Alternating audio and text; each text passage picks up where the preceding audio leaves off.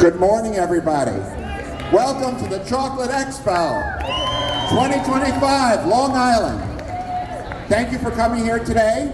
A show of hands, I just want to find out how you heard about the Chocolate Expo. How many of you have been here previously? Okay, good number of people. How many of you saw it on social media? How many of you drove in or flew in from more than 2 hours away? Ah, we got some real dedicated fans here. Thank you for coming. Okay, so we're about to start. We are very, very honored to have 4 of the cast members from the original Brady Bunch TV series. It's part of our chocolate, food, and fun. Give a big round of applause to the Brady Bunch.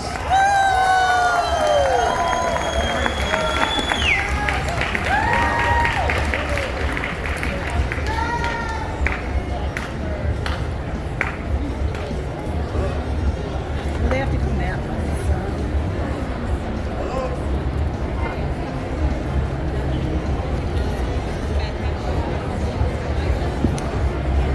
Hello, Hofstra University. How's everyone doing? All right. Have a lot of fun today. We have some very special guests, as you know. Many of you are here to see them. Did anyone else wake up this morning, decide to go for a walk? Because the soon-to-be summer sun was shining down on them today. Did anyone else? Raise your hand. Well, you're in luck. Ladies and gentlemen, boys and girls, middle children everywhere, get ready to climb that sunshine staircase of nostalgia all the way back to a time when bell-bottoms were bold, perms were powerful, and somehow 6 kids, a dog, and 1 bathroom just worked. They survived tiki curses, disastrous talent shows, unique fashion trends, sibling rivalries, and a dad who never lost his cool. Please welcome 4 members of TV's most iconic blended family, the groovy, the golden-haired bunch themselves. Give it up for Susan Olsen, Mike Lookinland, Christopher Knight, and Barry Williams.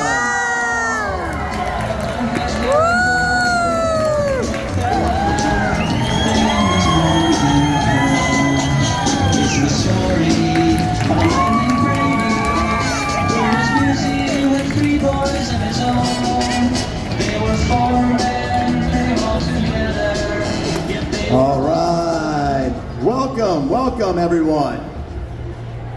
Usually, I was overhearing some of the cast while they were signing. By the way, obviously you can see, you meet all 4 Bradys over there anytime today between now and 6 p.m. at the Chocolate Expo. We'll be right over there taking photos and signing autographs. But they always mention that the first question they get is, what was it like, or how was it being on the Brady Bunch? I'm changing that. We're not going to start with that question. Because the Chocolate Expo, we're going to start off with a very controversial question. What is your favorite piece of chocolate or candy? There is only one chocolate. It is dark chocolate. Yeah! 75%. Woo! Yes! The chocolate that's in my hand. Whatever that may be. I have a very strange pedestrian taste in my candies, my candy bars. I like Almond Joy. Yeah! That's my favorite. But it's milk chocolate all the way. Milk chocolate. That's right. Brock's, I don't think they make them anymore. Yes, I remember. Brock's Yep, I remember. Chocolate Stars. Yes! Yes! All right. So, you've been on an iconic show that's spanned the path over 50 years. You guys have become not just a blended family on screen, but also it seems like you're very close as well. First question I have is, what do you think made the Brady Bunch such an endearing show, such an iconic show for over several decades? Why is it still so popular today? People are psychic. People are a lot more psychic than they're ever given credit for, and they know what's real and they know what's fake. And they knew that the love on the show was real. Nice answer. Christopher, question for you. How did you handle fame while growing up in the public eye during your teenage years? And then I guess you could say years from now, reflecting back, what have you seen now in return 50-something years later? Like, what have you seen that's why the show is so popular? Those are wildly different questions. Yep, I know. Fame is a tricky thing because everybody's got to handle it individually. It's a very personal thing. So I think we stumble through because there's no class on how to deal with, being that popular. But I did learn a lesson that I don't know where I learned it from, but something about feet of clay, and that if anyone puts you on a pedestal, get down from it. Because at some point in the future, you're surely going to fall off of it if you stay. And I think that's true. And I think that you really can't take yourself that seriously. And if somebody cares to worship you, that's nice, but don't accept it as worship. And be humble. And as humble as you can be. And I think at that point, then you become the same as the person who is your fan, which makes you equal. And that's, I believe, where you should end up. I'm just glad that every man, woman, and child didn't have a high-def video camera in their pocket when I was living my childhood in my early 20s, because, that would have ruined my life. So it's bad enough now that they do, right? I can make a fool of myself plenty easy. How old am I? I heard stories, Mike. I had friends that went to the same university that Mike was going to at the same time. What are the? I'd get reports. At the University of Utah, yeah, I made quite a splash at the U. What are the chances, though, that 6 out of 6 child actors in a 1970s hit TV show all make it to the next millennium and are pretty much okay, decent people? Very good. 6 for 6. Very true. Very true. Next question's for all of you, but I'm going to begin with Barry. Barry, was it ever a challenge to juggle your own identity with your characters, especially when fans expected you to act a certain way off camera when you're not being a Brady? It seems to say that over the years, you have definitely still embraced the Brady character. Would you say that it was difficult to juggle both your identity and Greg's identity? It was impossible to juggle the two identities, so I just combined them. And the truth is, there's not that much difference. I mean, what you see with Greg was a guy that had younger brothers and sisters. I mean, I feel like this is my family. You see somebody who's trying to make things work, trying to explore life, trying to go on, trying to be a good person, trying to use exact words whenever I could. And by the way, I never once played ball in the house. I never once threw a football in my sister's nose. Trouble over here. I never lost to my sister in a driving contest. No affairs That with was so goats. fake. That was so fake. I never would have lost if the script didn't say so. What about the goats, Barry? Yeah. Raquel? You're gonna dish Raquel? I was just jealous. So I think there's a nice blending of who the character is and who I am, and I get to make and meet a lot of people that I like a great deal and make friends with. I want to go back to a question you asked about how could you believe that the show would still be successful. I will tell you honestly, it's because of collectively you being here today, you caring about us, you asking for pictures over there, having us sign them, having us take them. And I know that because I ask people, what did you like about the Brady Bunch? And they will tell me invariably, well, I like that you all got along. I love that your parents believed you and would try and work with you. I love that there was communication. I love that you guys shared a chemistry, and we really thought you were a family. And those are the qualities of the show, and these are the qualities that our fans, our viewers, our public, the people that have enjoyed our show watched, and they understand and they get, and that's what we were trying to do.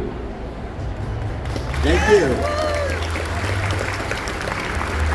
Chris, same question about juggling your own identity as a teenager and also becoming Peter Brady on the show, and how that mix outside of off camera.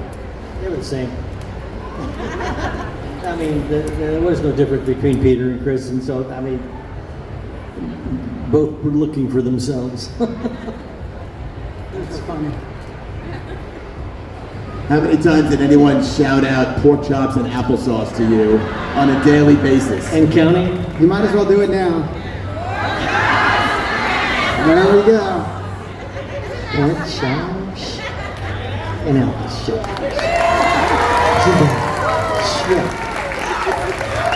Yeah. Can't do it as well as I once did. More Jack Nicholson-esque now. But, yeah, because there's that. I mean, who else has a pork chop phenomenon in their life? As a matter of fact, I have a production company. I named it Pork Chop Phenomenon Inc. Because, you know, that's mine. And who would have known? Mike, same question to you. I was lucky in that the character, the role of Bobby, just meant me coming to work every day and just being a kid. You know, Bobby did some goofy things for the gag, for the comedy, you know, for the sitcom sketch effect. Bobby did some things that Mike Lookinland probably wouldn't have done, you know, at least not in public. And, you know, just not being not cool. Whereas, you know, Barry was cool when he was born, right? Anyway, Bobby did some things that maybe Mike Lookinland didn't think were cool, but I got off easy because I was a kid going to work every day, just being a happy-go-lucky kid, and on and off camera. So, you know, that was it made life easy for me. Thank you. And Susan, being another, yeah, give it up. Susan, same question, being the other youngest Brady. How did it feel in terms of being off camera, your personalities, your identity? Were you able to have a quote-unquote normal childhood outside of being a Brady? I fought hard to have a normal childhood. This is not a popular thing to say, and I want to cushion it, but I didn't like Cindy. I did not like the character. I thought she was an idiot. I thought she was a tattletale, which is like so uncool. I wanted the world to know that I wasn't her, but I wasn't the opposite of her either. The problem for me was I would go to school. We all went to regular public school when we weren't working. And I would get teased a lot for the dumb stuff Cindy did while she was in my body on TV. Things that I would never do, like tattletale. So, I mean, it wasn't that I was playing a monumentally different character than myself, but it was just uncool enough that I was like, oh no, what do I have to say this week? But all in all, it's fine with me.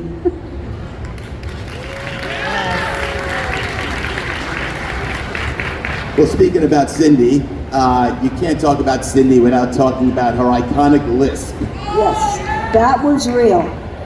We're going to talk about real and what's fake, but that was real. Were you ever self-conscious about it? Totally. And when they made the episode, oh, thank you. Now I can go to school and everybody has more ammo to tease me with.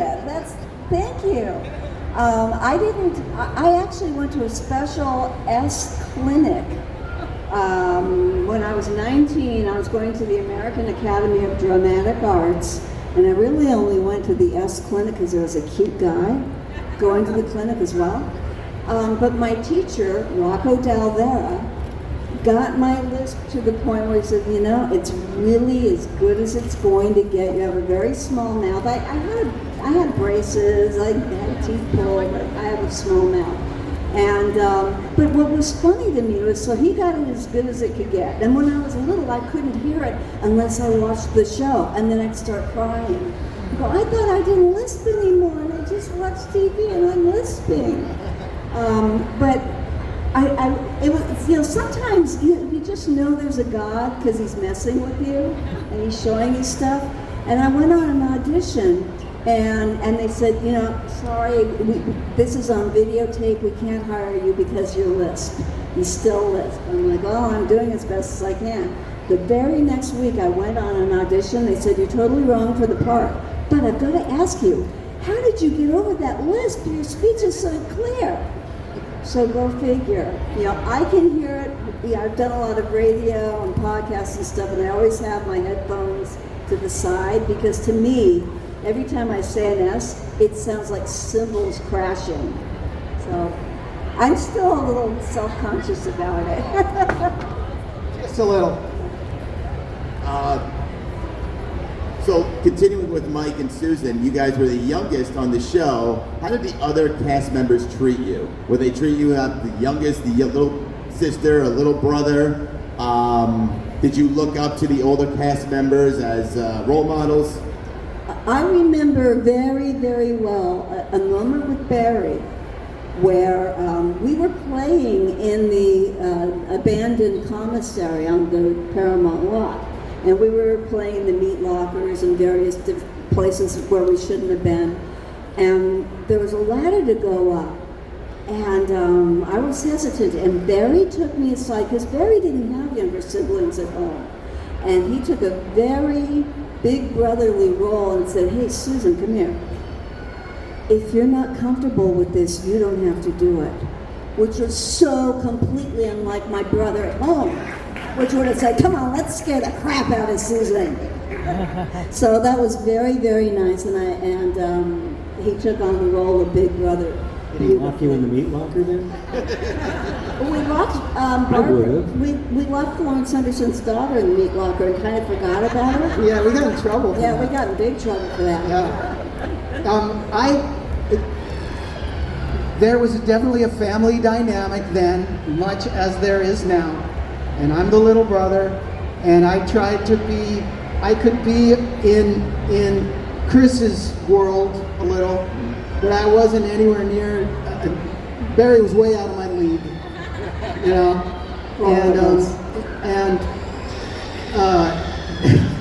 It was very much a matter, like you said, of little brother and big brothers. And I looked up to them mainly because they brutally made fun of Maureen McCormick.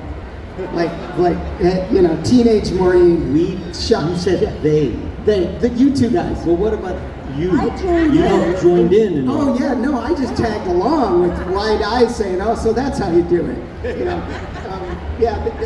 there was Maureen got some teasing, and I enjoyed being a spectator in that event.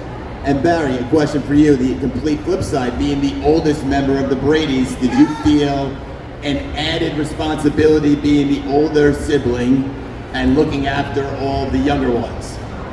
I'm the youngest of three boys in my family, so I was excited to become the eldest. But at first, that took kind of well, I learned some lessons from my brothers that weren't very kind. And so I tried some of them out on Chris and Bobby. Right. But I think pretty soon on, and especially when we started musically and we were doing albums and we started to tour and go out and do public appearances, yes, because there's so many things that are, so many moving parts to that, and to become protective and being older and actually having more experience at that time. Yeah, I was protective and I would take care of them like a big brother would. Now, Barry, you mentioned earlier about stuff on the show that's real and stuff that's perceived to be fake. Christopher, I'm going to ask you this question. I was watching last night on TV with, we have it on streaming with my younger sons. We were watching the Hawaii episodes. I'm sure everyone loves the Hawaii episodes. I did not know, well, you tell me, the tarantula scene in the Hawaii episode, Chris. You knew that it was a real tarantula and that there was some sort of chance? Like, how worried were you in that episode with that tarantula on you? So there's two different emotions during this scene. There's a damn tarantula on me. And I've been told some things about that tarantula. I'll get to that. But if I acted brave, I'm like a hero. You know, to like the girls. So I was like that, overcame that fear. There was a reason to not let the fear get the best of me. Plus, they did tell me that the spider had ball bearings in its fangs. I bought that. You know, I mean, working with a spider is kind of rare. I don't know how many people have, but there's always a wrangler. That's the title of the person in charge of the animal. It's, in this case, it's a spider wrangler. But how do you, you know, when you need the spider to go one way or the other, what, are you saying right, left? What, no, the guy's on the floor with a straw blowing at the spider, and the spider will move away from the air. So they put the bed on blocks to get it a little higher so you wouldn't see him crawling around the bed. But it wasn't like there was a whole lot of fidelity in the steering there, because it took them a while to crawl around the bed. And then there was really no way of stopping the spider from crawling to my face, because there's no straw in the back of the bed. So that was against the wall. It got really close. That was a real look of terror. And then I'd find out years later, through some arachnid expert, there was no ball bearings in its fang. That's impossible. He would have killed the spider.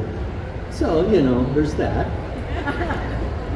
And I, as some of you may know, I suffer greatly from Ellie Mae Clampett syndrome, loving all animals. So I was playing with the spider in between takes. And How many you takes remember was his it? name, right? The spider's name? Irving. Irving, yes.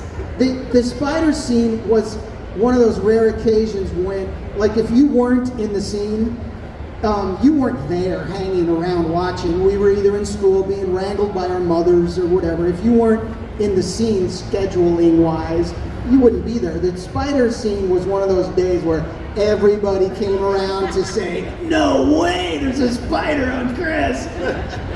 And they couldn't do it in Hawaii because there are no spiders in Hawaii. There are no tarantulas in Hawaii. They had to do it back on the Paramount lot with a professional tarantula wrangler. How many takes did it do in order to get that shot right? Good question. I mean, there's a number of shots. So the one where the spiders crawl into my face, probably one. And I believe it got so close that ultimately the wrangler, I don't even know if it was the wrangler. I think it might have been, who was the director of that? Jack Arnold. I mean, came up and swiped it off because it got right here. And there was no stopping it, so it got smacked it off.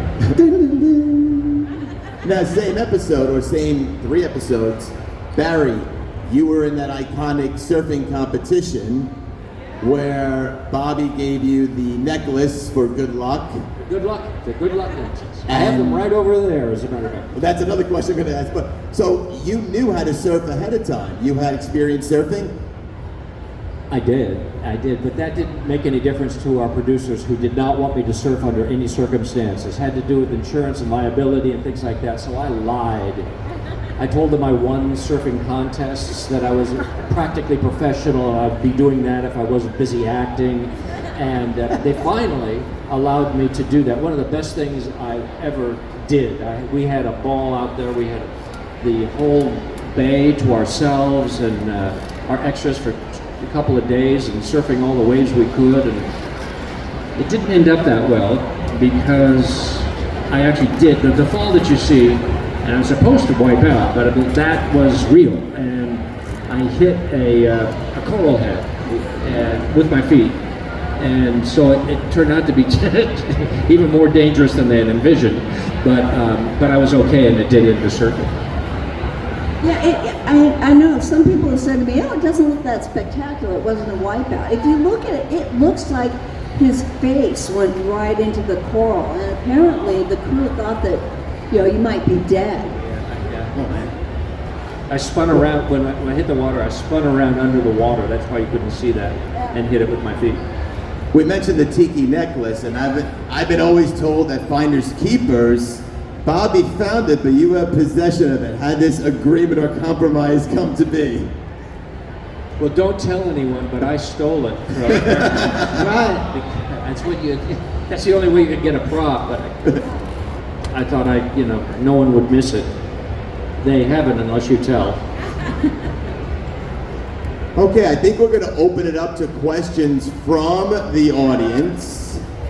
I see. I'm going to go with the woman right in the back with the purple shirt. Her hand is up, right back. I saw her hand up right on the side, all the way in the back. Yeah, middle.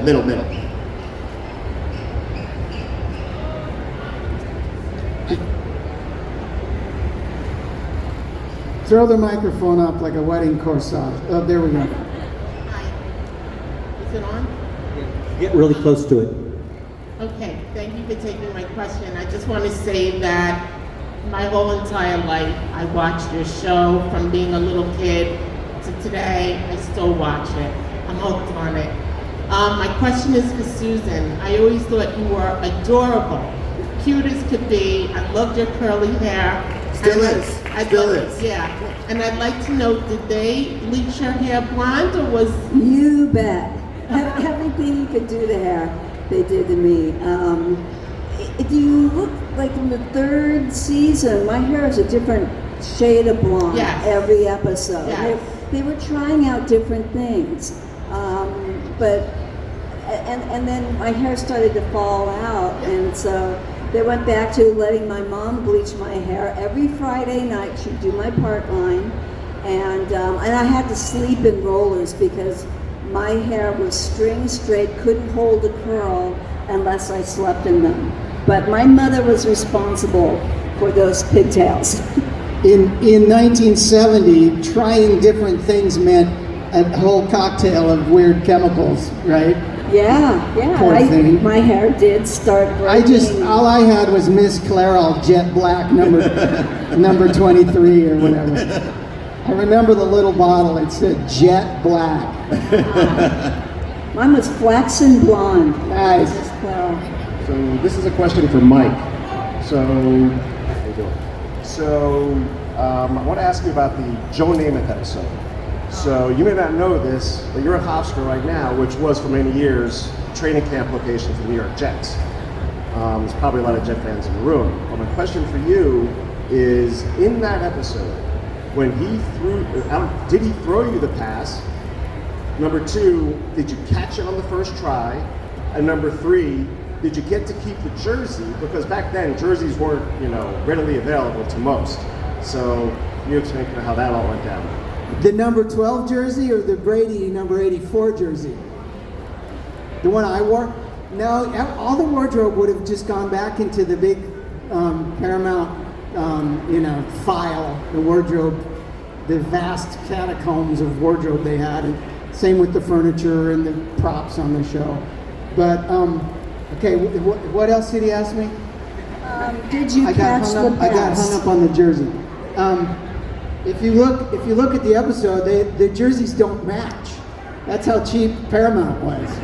They literally don't even match. Yes, he threw the ball that was passed to me, and I did catch it, and first try, and several takes as well, which now that I think of it that's a pretty cool thing. Joe Namath, the last time I saw him, he said, Mike, hardly a day goes by in my life when somebody doesn't ask me what it was like to be on the Brady Bunch. Isn't that amazing? And such a good guy. We have time for a few more questions. Young man in the glasses.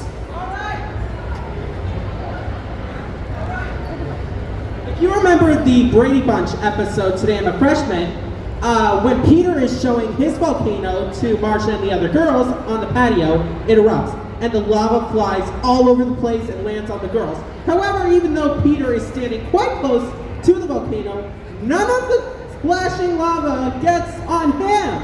What was it like doing that Brady Bunch episode? I had the same question. Are you trying to? The Brady Bunch episode. Are you trying to imply there was a conspiracy? Yeah, and if you remember that, what was it like doing the Brady Bunch episode Today I'm a Freshman, where Peter's volcano erupted and the mud covered the girls? Was that real mud? It was real mud that they made purposely. They call it, it's really clean mud. There's this stuff called Fuller's Earth, and they add water to it. It's like a clay. Worked for the purposes of the show, and I think it went in the right direction.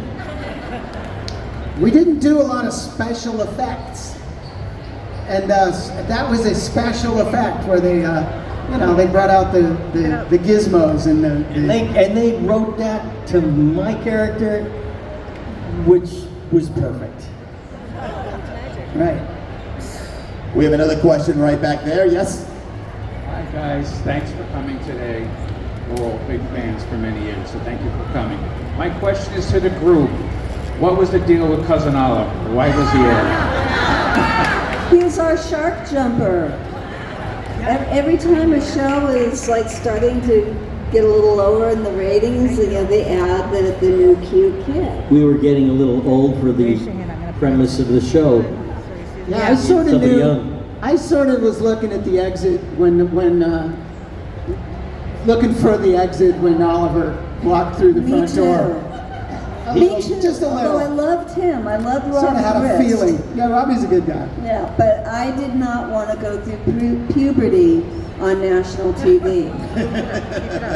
I just want to say that in defense of the actor, Robbie Rist, he is not Cousin Oliver, and he's a cool guy. We all like him. We had him in our TV movie for Lifetime, the Christmas movie, and insisted that he be in it and included.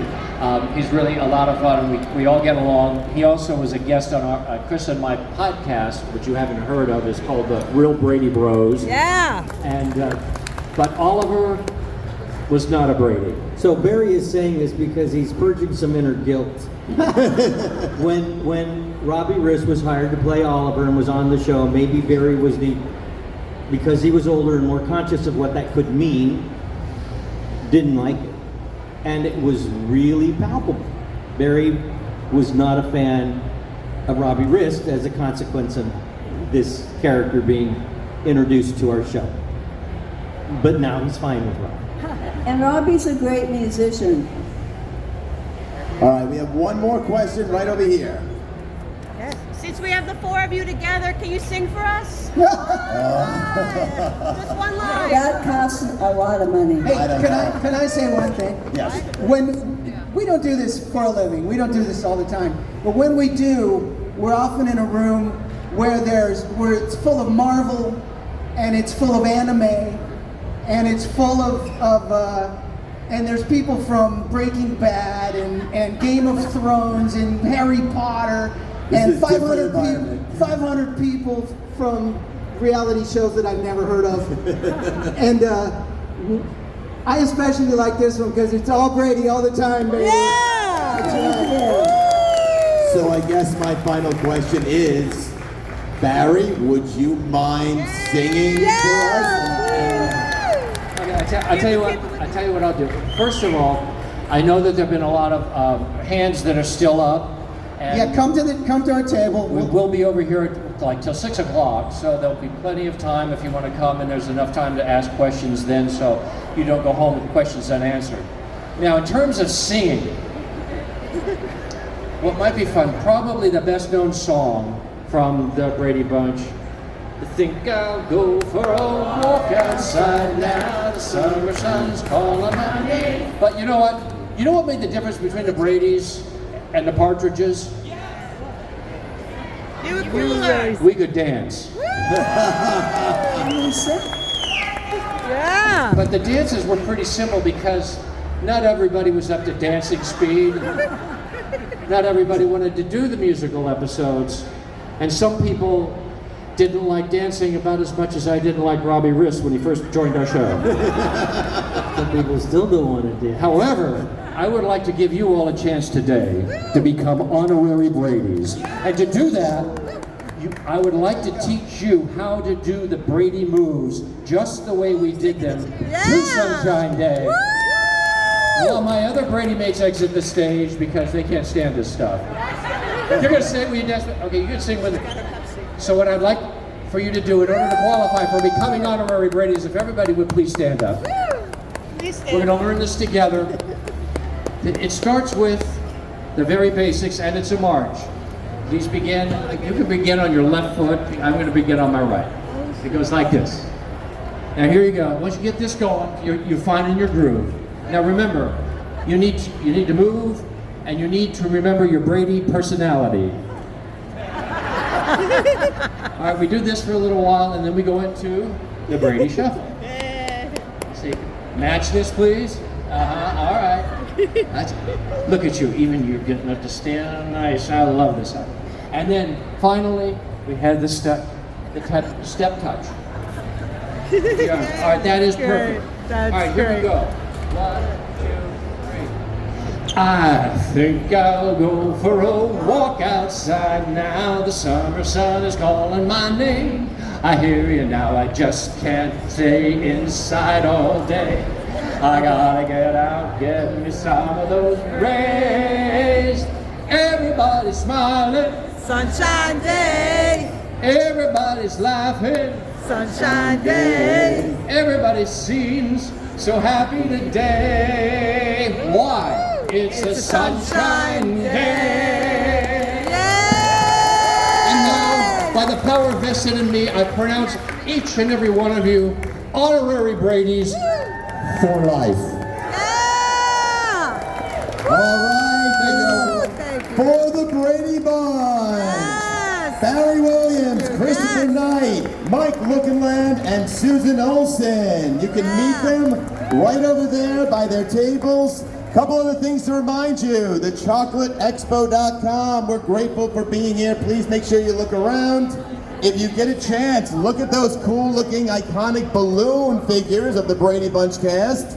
And look at the house. You got that house model, looks just like the model on the show, looks like just like the house on the show. Please take a look at all the different vendors here today.